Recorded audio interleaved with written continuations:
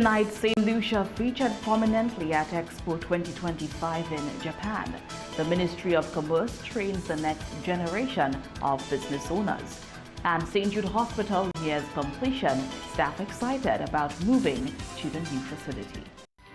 This is the Hot 7 Nightly News. Good evening, it is Tuesday, 9th September 2025. I am Daniela Edwin. Welcome to the Hot 7 TV Nightly News. We are on Flu Channel 117, Kiss FM, the Caribbean Hot FM mobile app, the Caribbean Hot 7 TV Facebook page, and on YouTube at Caribbean Hot 7 TV News. Not forgetting those of you using the Hot 7 plug and play antenna, thank you so much for joining us. St. Lucia's artistic and creative talent is being showcased on the world stage from Japan to Taiwan. Tourism Minister Dr. Ernest Hilaire dubbed St. Lucia's presence at World Expo 2025 in Osaka, Japan, a major win, with the island drawing international acclaim. We hear more in this report. Speaking at Monday's pre-cabinet press briefing, Minister for Tourism Dr. Ernest Hilaire praised St. Lucia Day at Expo 2025 in Osaka, Japan, which was held on August 30th, 2025. Expo Japan, however, runs from April 13th to October 13th, 2025. The Minister for Tourism, the Honorable Ernest Hilaire, described St. Lucia's participation as a resounding success. We put on the St. Lucia Day. In the morning, we had the official ceremony where I spoke as well as the Director General for World Expo, and St. Lucia put on a cultural presentation presenting St. Lucia. We then had the parade of St. Lucia through World Expo, which was another fantastic presentation. The turnout, the support was really amazing. We had a fashion show at the St. Lucia Pavilion at World Expo, and in the night we had the concert, St. Lucia, Rhythms of Ayanola, really presenting the culture of St. Lucia. All in all, it was a fantastic experience, I must tell you. St. Lucia also took center stage during a recent state visit to the Republic of China, Taiwan.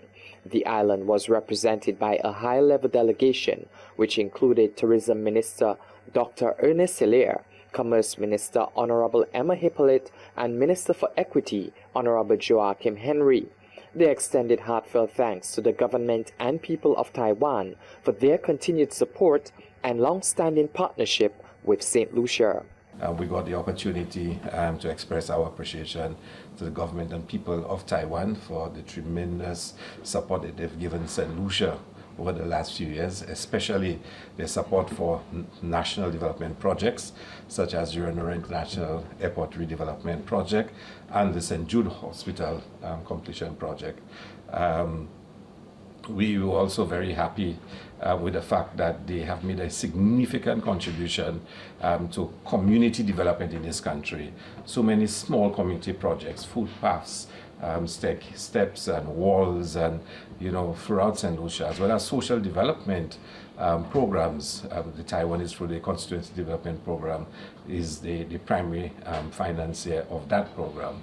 Minister Hilaire disclosed that St. Lucia is steadily growing its presence on the international stage. He signaled that further strategic alliances are on the horizon, positioning the island for broader engagement and global partners. For the Hot 7 TV News, I am Alvin Alexander. 16 years after the devastating fire that destroyed St. Jude Hospital, St. Lucia stands on the brink of a long-awaited transformation in public healthcare. As of September 9, 2025, most of the construction work on the new hospital facility has been completed.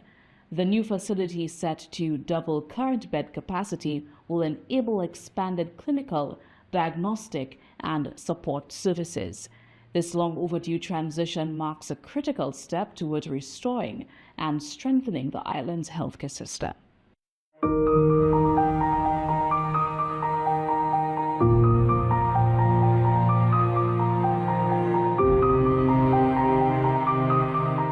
$70,000 That is the estimated number of people who access care at St. Jude Hospital.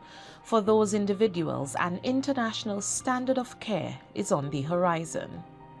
On the night of September 9th, 16 years ago, a fire bullied its way into the surgical wing of the hospital, unrelenting in its spread to the operating theaters, pediatric ward, and other critical areas of the hospital. It was merciless and deadly, swiftly stealing the lives of Mernus Vijay, Claudius Sudin, and Joseph Shabatist. The men were all residents of Vieux North.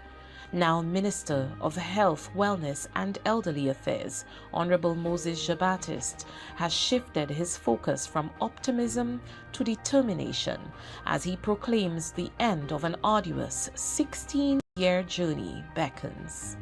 I'm very pleased that the long wait will be over very soon. The people of the South and the people of St. Lucia have waited for the complete rehabilitation of the St. Jude Hospital, and the end is very near. It has been a long road, and I'm very pleased that this road will come to an end very soon, and we will have a new beginning in a brand new facility, a rehabilitated facility, which is practically new. So I am excited, and I look forward to the opening of the St. Jude Hospital at the site here at Oji. The new St. Jude Hospital will boast 100 beds with state-of-the-art technology and international accreditation. Lydia Atkins is the Chief Executive Officer at St. Jude. Her mandate is clear: usher the staff and patients to a new and improved facility while honoring the history and protecting the integrity of people who have contributed to the hospital. We give our continued pledge to the people of the South, and most importantly, my pledge to the staff of St. Jude Hospital, that we will never let the lessons learned on that day be in vain, or to let the memories of the individuals that we've lost in this fire to have been for naught. That we will continue to deliver on excellent care. And as we return to our home in Oji, it is the sense and expectation of an expansion of services to the people of the South, because you truly deserve nothing less than world-class care. New and improved services include 100-bed capacity, larger emergency department with more treatment bays, minor injuries area, and improved isolation facilities. The addition of a CT scan, expanded laboratory and molecular testing and blood bank. In surgical services, there will be an increase from 2 to 3 theaters and enhanced minimally invasive surgery.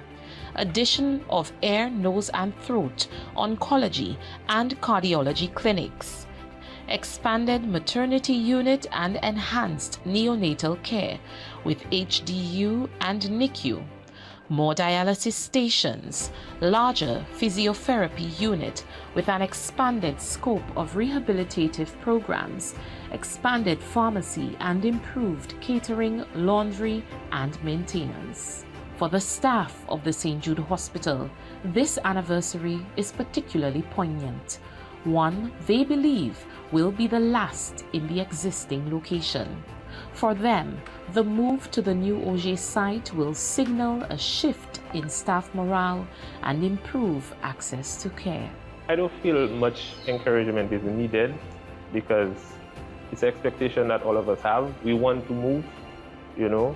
A lot of the issues you probably hear outside of St. Jude's in terms of, you know, buildings and this type of thing. We don't have that here because our intention is we are in a situation that's not conducive, or we want to go into a structure where we could work properly. So there's not much motivation needed. Like I say, we're not in the proper structure and we want to move. As at September 9, 2025, most civil works are complete. Equipment for the kitchen and laundry are already on island. The project is awaiting the arrival of medical equipment for installation and commissioning. In the coming months, the hospital will transition to a new facility with double the current bed capacity enabling substantial expansion of clinical, diagnostic, and support services. The transition marks a significant advancement in enhancing the national health system's ability to respond to evolving healthcare demands. Jade Brown, St. Jude Hospital.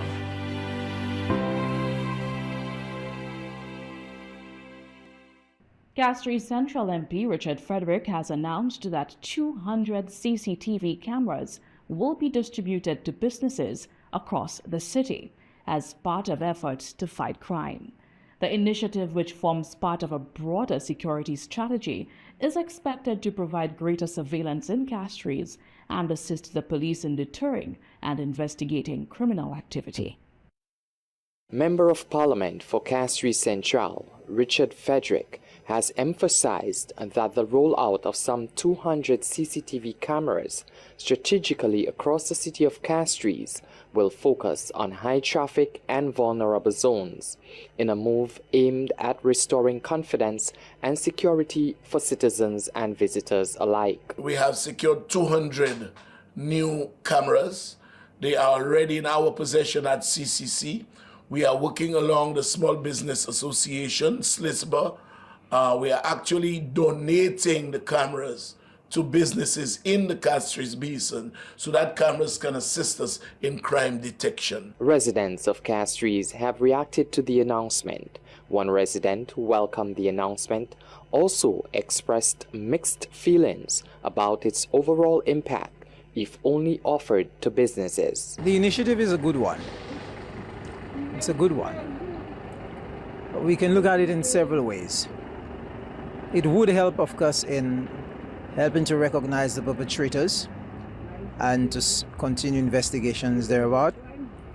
But it's also an initiative that I think homeowners should have access to, as crime is not only occurring in the city. It's been proven that the countryside is just as vulnerable. So I would want to believe it's an initiative, or it's a pilot program, and it's in place. We already see the cameras stretching from the north to the south publicly, but these are to cover the main road network.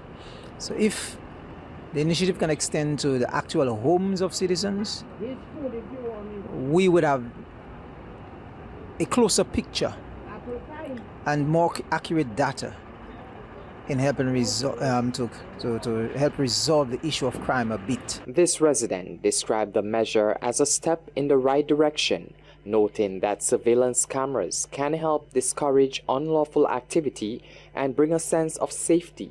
However, he believes that this must be done in a two-pronged approach, where video footage can be properly analyzed when investigating incidents. We are hoping to hear, it doesn't matter the government that sits, that eventually the data would get to the point of not only being analyzed and provided, but there would be some form of execution in putting this data into literal effect into society, where crime prevention can actually take place.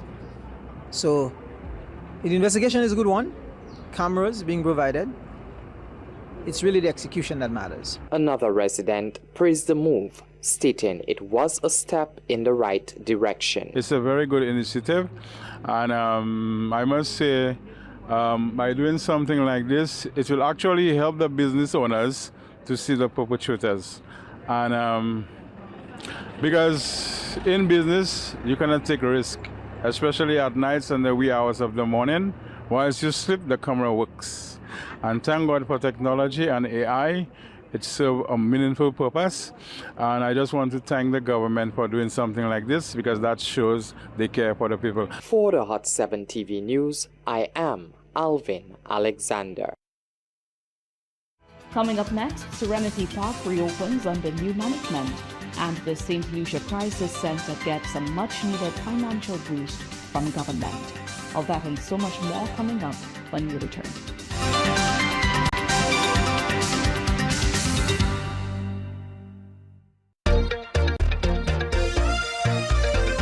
Spend your life living the oasis.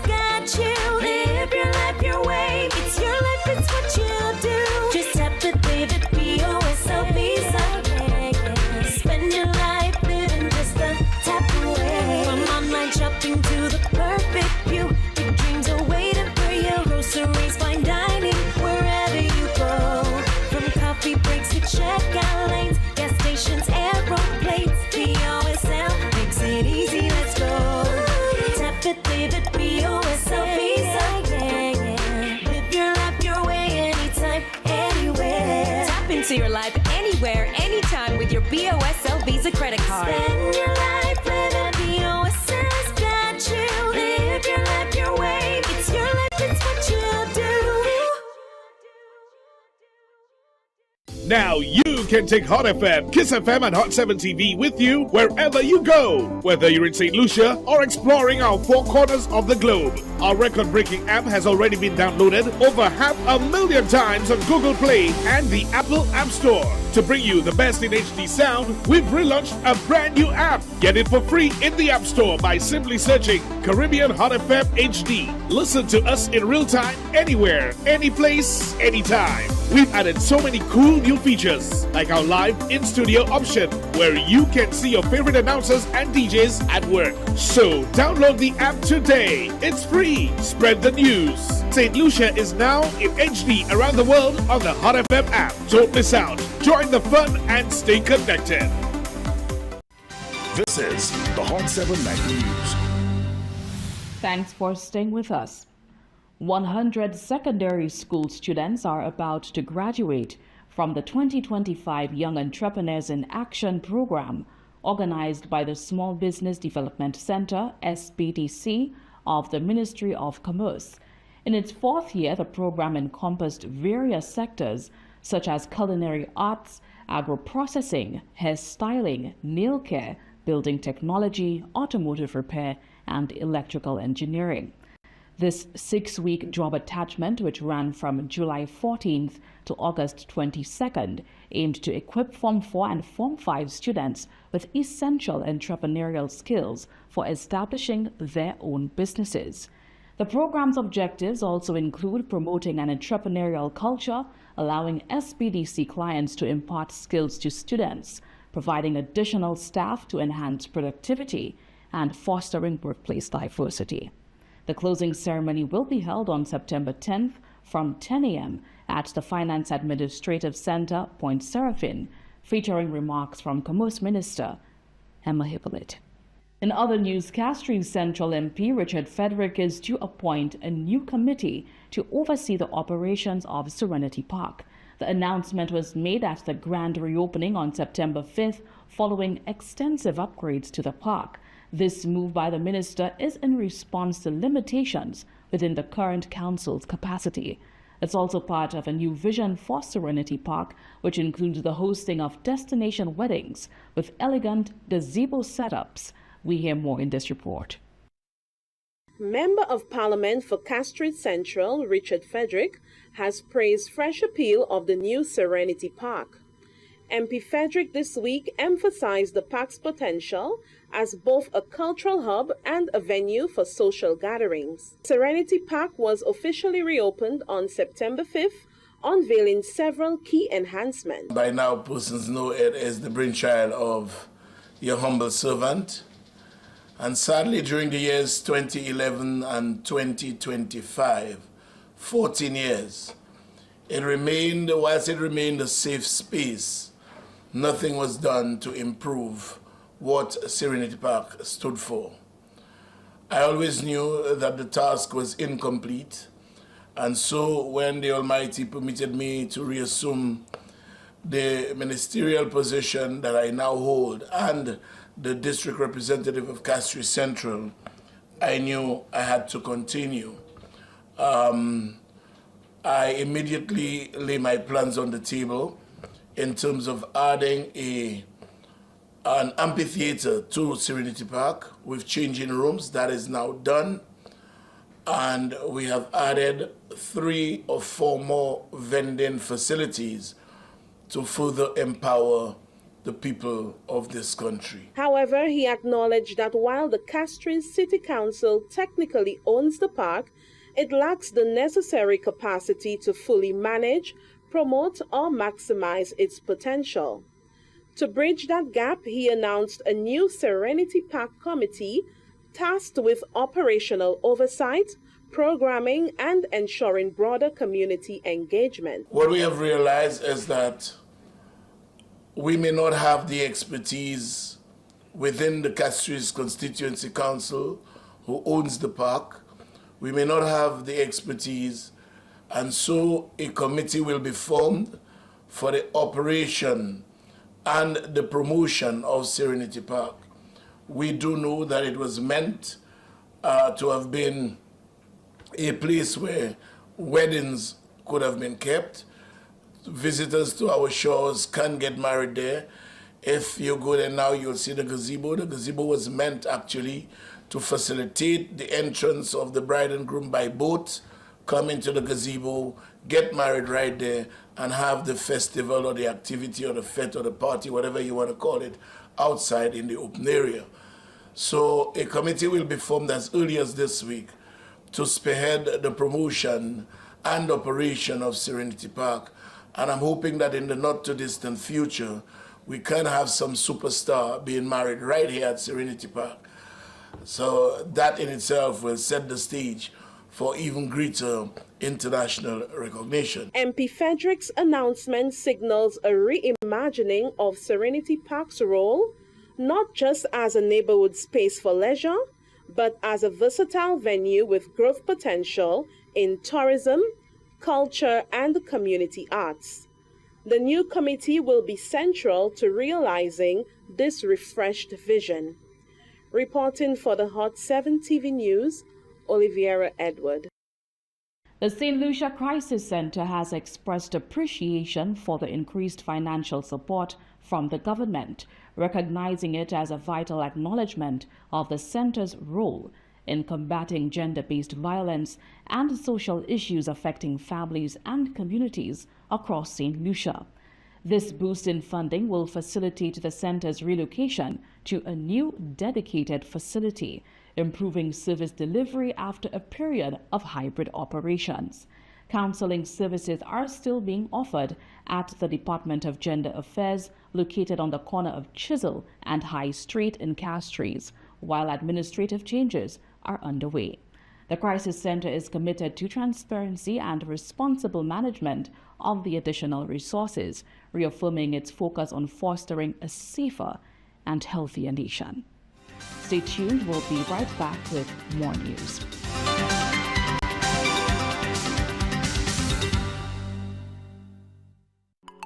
Don't miss out on your chance of becoming $240,000 richer with Super 6. But you have to be in it to win it. Get your tickets today. Looking for the best way to advertise? Stop searching. Hot 7 TV gives you more reach, more impact, and more value. Get your business in front of the right audience and watch your sales soar. Don't miss out. Call 452-6040 today and take advantage of our exclusive advertising packages. Hot 7 TV, smart advertising for smart businesses.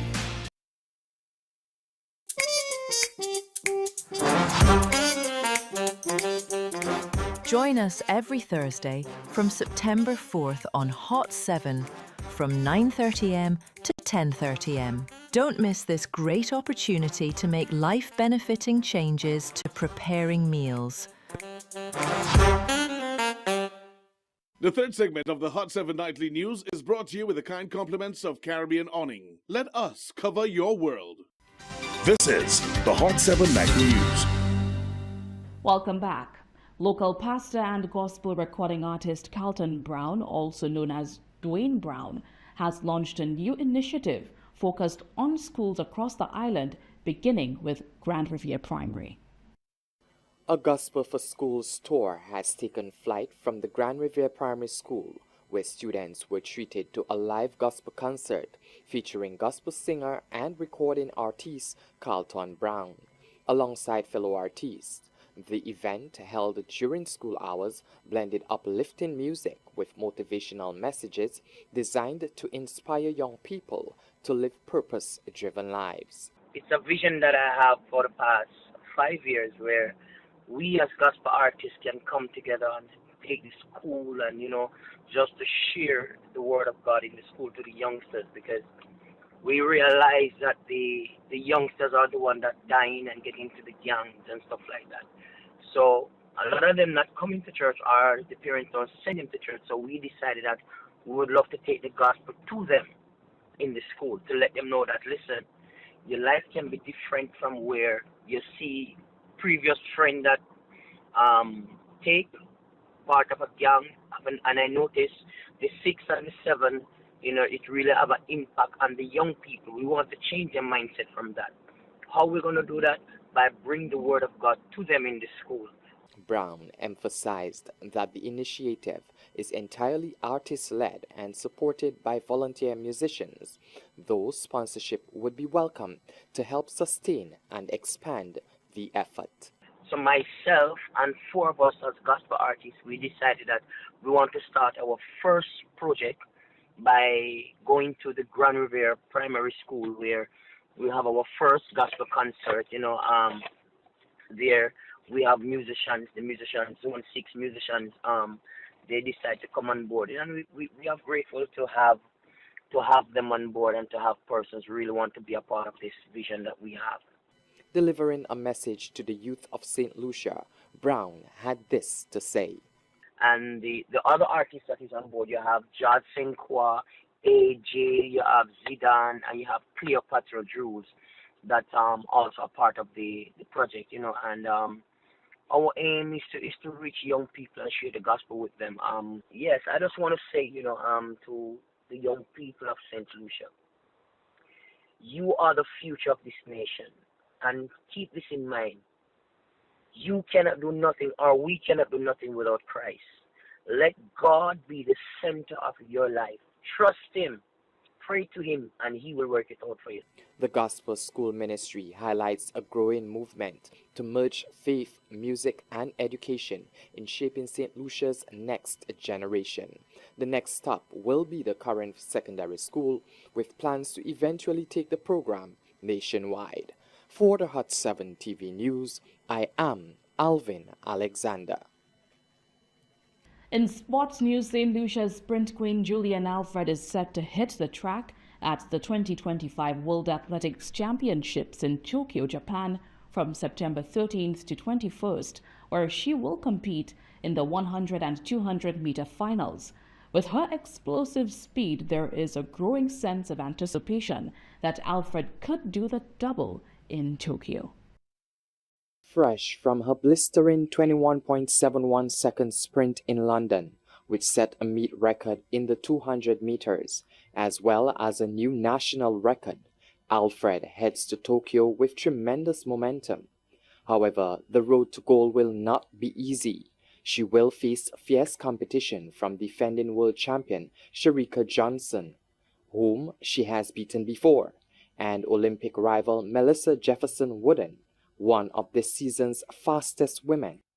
Alfred is no stranger to pressure, already a gold medalist in the 100 meters and silver medalist in the 200 meters at the Paris Olympics. She goes to Tokyo as one of the brightest stars in global athletics and St. Lucia's best chance at making history in world athletics. Here at home, the call has been sounded to let the excitement begin. Fans are being urged to rally behind Juju by organizing watch parties, decorating their communities in national colors, and showing support across social media. Alfred's journey is more than a race. It is a shared national moment, a heartbeat in sync with every stride she takes on the track. Julian's success in Tokyo would establish her legacy as one of the fiercest competitors in world athletics, whilst bringing pride and joy to her beloved St. Lucia. For the Hot 7 TV News, I am Alvin Alexander. Stay with us, the weather report is up next.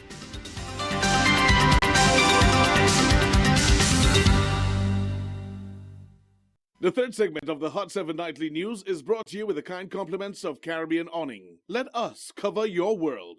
At Caribbean Awning, we can protect your livelihood and assets against storms, hurricanes, and intruders with our shutters and roll-up steel doors. We firmly believe that everyone should have access to smarter, higher quality, and affordable security solutions. Caribbean Awning hurricane screens and shutters are Miami-Dade County approved to withstand storms, hurricane pressure, and winds. Our customizable estate gates, fencing, and burglar bars are an attractive effective and affordable security solution to safeguarding your loved ones and property. Living near Sea Blast, Caribbean Awning aluminum product line, railing, fencing, and gates are all manufactured from extruded aluminum, providing you with durable, rust-free protection. Our face recognition security system is a cutting-edge technological solution to improve your compound surveillance measures and gives you a peace of mind. Diamond Award-winning Caribbean Awning. Let us cover your world. And now for the weather report.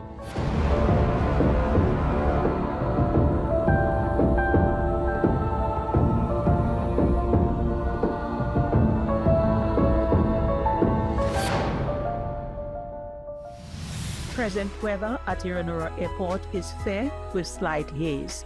Present weather at GFL Charles Airport is fair. Present temperature at Iranura Airport is 31 degrees Celsius or 88 degrees Fahrenheit. Wind at Iranura Airport is blowing from the east at 20 miles per hour or 31 kilometers per hour. Rainfall in the 24-hour period that ended at 8 a.m. today. At Iranura Airport, 0.7 millimeters. At GFL Charles Airport, nil. Sunset today at 6:09 p.m. Sunrise tomorrow at 5:52 a.m. Forecast for St. Lucia valid for the next 24 hours. Winds will be blowing from between the east and east-northeast near 60 miles per hour or 26 kilometers per hour. Weather. Partly cloudy, becoming cloudy at times with a few brief scattered showers and a slight chance of isolated thunderstorms from tonight into tomorrow. Marine forecast for seas in a 25-mile or 40 kilometers radius from St. Lucia. Tides for Castries Harbour high at 4:40 p.m., low at 10:54 p.m. Tides for Viewfort Bay high at 5:47 p.m., low at 12:21 a.m. Seas slight to moderate with waves 3 to 6 feet or 0.9 to 1.8 meters. Tropical weather outlook. A weak tropical wave is expected to cause occasional cloudiness, showers, and possibly thunderstorms over the Lesser Antilles during the forecast period. Another tropical wave located over the eastern tropical Atlantic is moving westward near 12 miles per hour or 19 kilometers per hour. Tropical cyclone formation is not expected over the tropical Atlantic during the next 7 days. And with that, we come to the end of the Hot 7 TV Nightly News for today, Tuesday, 9th September 2025.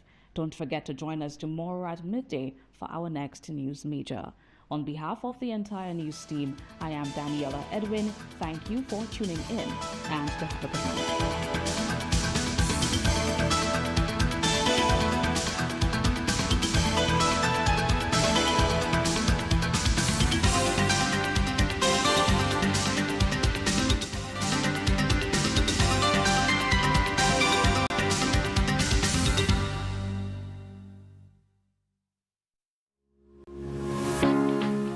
And now, for our Hot 7 TV special news feature. It is Tuesday, September 9th, 2025. I'm meteorologist Brian Shields. Several tropical waves approaching or moving into the Caribbean. I want to track those